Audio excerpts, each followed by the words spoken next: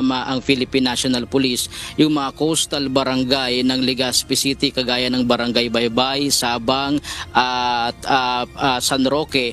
Itong mga kababayan natin na inaabisuhan nila na umalis muna at lumayo muna dito sa mga coastal barangay. Samantala dito naman sa Camarines Sur, dito naman sa mga bayan ng Presentasyon at bayan ng Calabanga, meron tayong naitala dyan na mahigit kumulang sa 70 mga pamilya ang pinaalis muna sa kanilang mga tahanan dahil nga sa banta nitong tsunami, at dinala sila doon sa mga matataas na lugar o high grounds para sa kanilang safety at para na din walang masyadong maitalang casualty kung sakali man tumama itong malalaking alon dito sa karagatang sakop ng Kabikulan.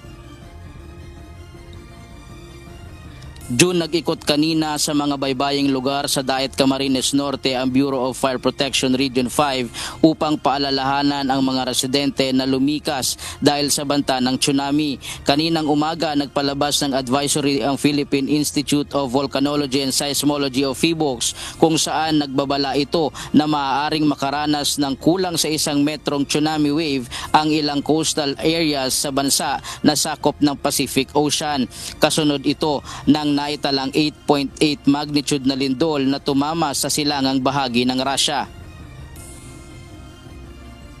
Tahanan po ang lahat ng mamamayan ng Daet, lalong-lalo na ang mga naninirahan malapit sa baybayin, na mag-ingat at maging alerto sa banta ng posibleng tsunami matapos ang isang malakas na lindol na naramdaman kaninang umaga sa off the east coast of Kamchatka, Russia.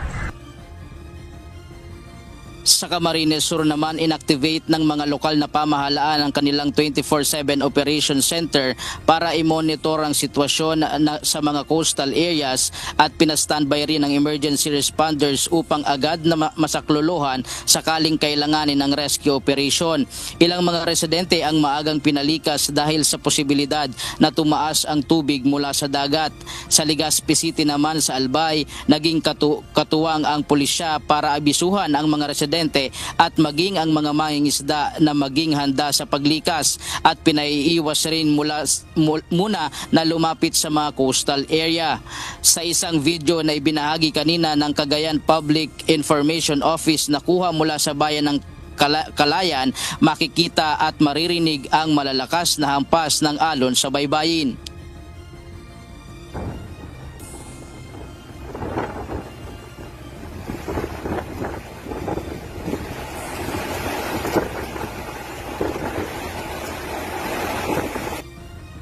Sa bayan ng Bugeo, nag-ikot rin ang mga kawani ng Philippine Coast Guard para palikasin ang mga residente malapit sa dagat.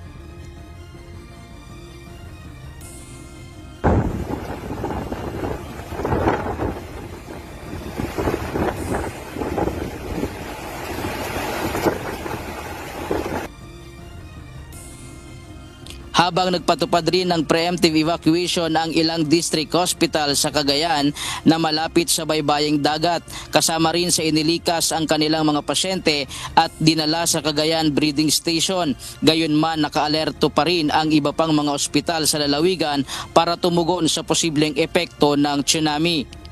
Samantala, nag-anunsyo rin ng class suspension kanina sa ilang mga lugar na mayroong tsunami warning, partikular na ang mga eskwelahan malapit sa coastal area, habang pansamantala ring sinuspindi ng Philippine Coast Guard ang mga biyaheng pandagat kanina sa Davao City, kasama na ang pagpalaot ng mga mangingisda doon.